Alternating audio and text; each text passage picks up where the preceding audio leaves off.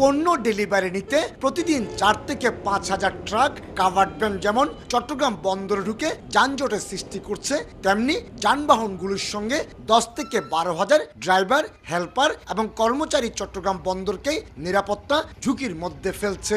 অবশেষে এই ঝুঁকি কমানোর পাশাপাশি পণ্য চুরি ঠেকাতে সব ধরনের এফসিএল কন্টেনার অফ ডক থেকে খালাস দেওয়ার সিদ্ধান্ত নিয়েছে বন্দর কর্তৃপক্ষ।